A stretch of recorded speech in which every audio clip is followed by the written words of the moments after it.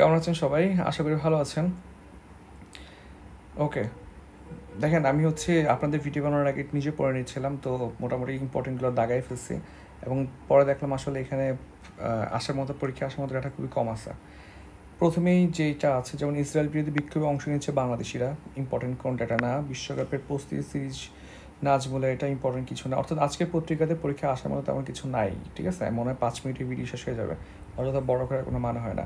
এইটাই মাথায় রাখতে পারেন যে বছরে 4বার বিদ্যুতের দাম, ঠিক আছে? IMF দাম কমানোর জন্য যথেষ্ট প্রেশারাইজ করতেছে, দাম বাড়ানোর জন্য যথেষ্ট প্রেশারাইজ করতেছে এবং একসাথে বাড়ানো পসিবল না। 4 বছরে 3 বছরে বাড়াবে, 1 বছরে 4বার, তাহলে মোট 12বারে বিদ্যুতের দামটা বাড়ানোর প্ল্যান করছে আর কি, ঠিক আছে?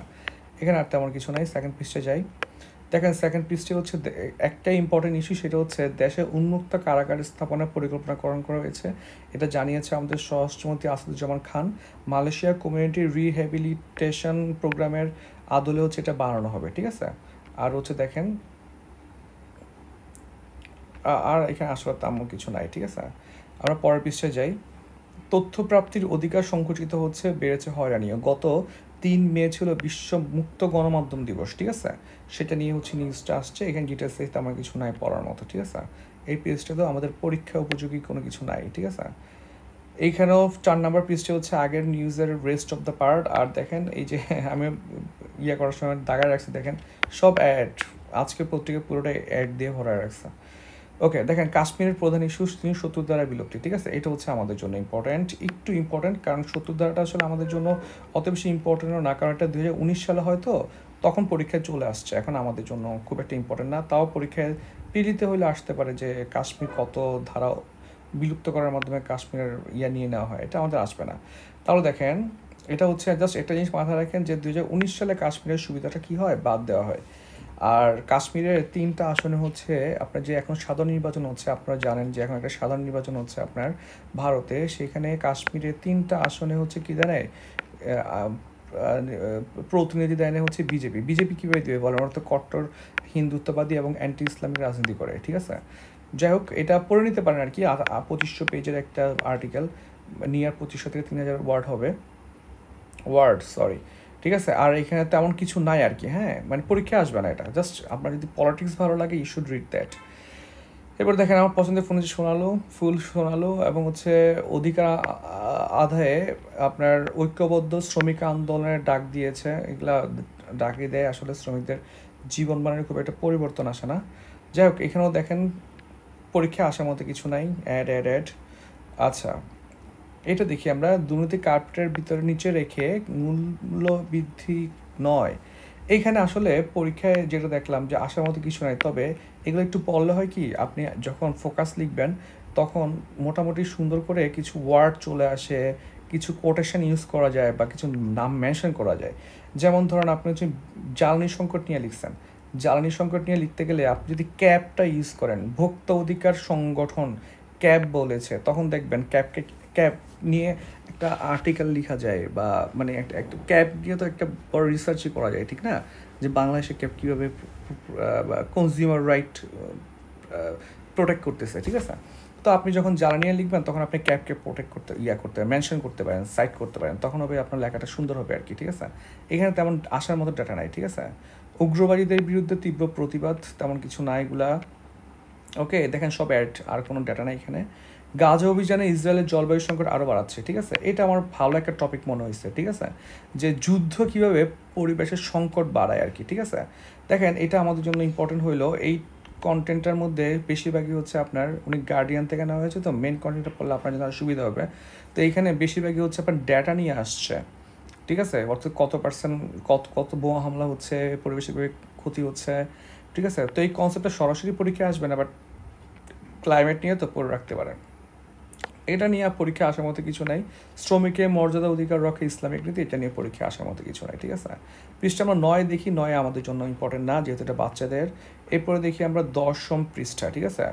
5 মাস পর রপ্তানি হচ্ছে $400 কোটি নিচে নেমে আসছে, তাও হচ্ছে আমাদের 3.93% প্রবৃদ্ধি হচ্ছে। এটা আমাদের জন্য খুব ইম্পর্ট্যান্ট, যেহেতু গতবার সম্ভবত ছিল 55.56 বিলিয়ন, এবার হচ্ছে আমাদের 3 মাস বাকি থাকতে হচ্ছে 3-4 মাস বাকি থাকতে আমাদের হচ্ছে প্রায় কত বিলিয়ন, 47 বিলিয়ন ক্রস করছে। সো আমরা আশা করতে পারতেছি যে বাকিগুলোতে হচ্ছে আমরা এটাকে বিট করতে পারবো আর কি। ঠিক আছে, দেখেন এখন পর্যন্ত সবচেয়ে বেশি রপ্তানি হয়েছে আপনার কি, তৈরি পোশাক, দ্বিতীয় চামড়া। গতবার একুমুলেটেড যে 55 বিলিয়নের মতো রপ্তানি ছিল সেটাও একই ডাটা ফলো করছে আর কি। ঠিক আছে, ঋণ দিতে অসহযোগিতা করছে ব্যাংক, এটা আমাদের জন্য প্রয়োজন নেই। বেড টার্মিনালের জন্য জমি পায় চট্টগ্রাম বন্দর আমাদের প্রয়োজন নেই। এপ্রিলের শেষ দিকে হঠাৎ বাড়লো প্রবাসী আয়, এটা আমাদের জন্য খুব ইম্পর্ট্যান্ট। দেখেন বাংলাদেশের যেই আপনার এক্সপোর্ট ইম্পোর্টের যে গ্যাপটা, ট্রেড ব্যালেন্সটা রেমিটেন্সের মাধ্যমে মোস্টলি করে, তো সেই রেমিটেন্সটা হচ্ছে বাড়া আমাদের জন্য ভালো আর কি। ঠিক আছে, রিজার্ভ বেড়ে যাবে, এবং সামনে ঈদ আসতেছে, কোরবানি ঈদ, সেখানে দেখবেন যে আরও বেশি রেমিটেন্স বাড়তেছে। এই ধরনের প্রোগ্রামগুলো আমাদের ইকোনমির জন্য বেটার। যাই হোক, দেখেন আন্তর্জাতিক পেজ, গাজা যুদ্ধবিরতি নিয়ে আবারও অনিশ্চয়তা। এটা আমার পর অন্যতম ফালতু আর্টিকেল প্রথম আলোর, আমি জানি না ওরা কি ট্রান্সলেটটা যে করে এএফপি থেকে, আমি শিওর এএফপি এটা হচ্ছে ভালো আর্টিকেল লিখছে। এখানে আবারও অনিশ্চয়তা দিচ্ছে, কেন অনিশ্চয়তা, কীভাবে অনিশ্চয়তা, কিচ্ছু লেখা নাই। ঠিক আছে, যদি এইগুলো হচ্ছে আপনারা, আমি সাজেস্ট করবো আল জাজিরা দেখেন। ঠিক আছে, আল জাজিরা দেখবেন, জাস্ট ওদের ইনস্টাগ্রামকে ফলো করলে হবে। ঠিক আছে, এগুলো নিয়ে পড়ার মতো আসলে কিছু নাই।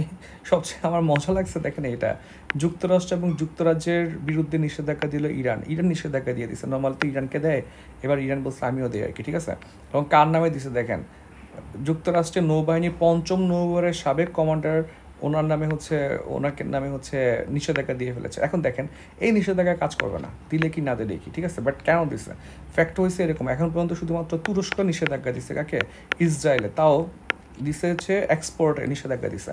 এই ধরনের প্রত্যেকই নিষেধাজ্ঞাগুলো কিন্তু অন্য দেশগুলোকে মোটিভেট করবে। ঠিক আছে, যাই হোক, এই পেজে আমাদের কিছু নাই আসলে। আজকে খুবই কম ডেটা আছে।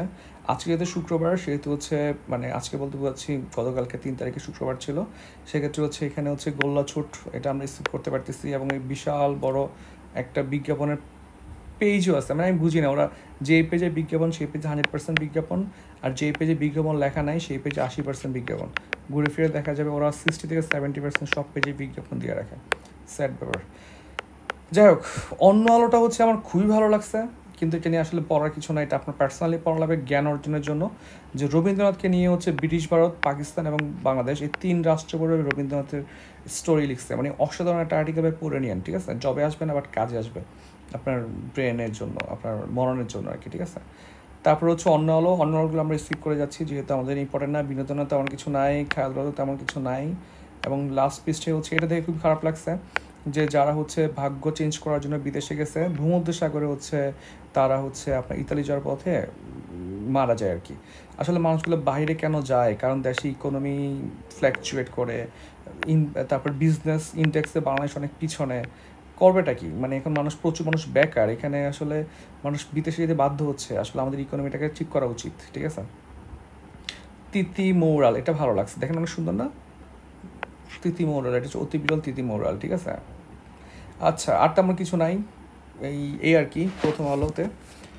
দেখা হবে আপনার 4 মেয়ের পত্রিকা নিয়ে আজকে বা কালকে একটা ভিডিও আপলোড করবো। সবাইকে অসংখ্য ধন্যবাদ।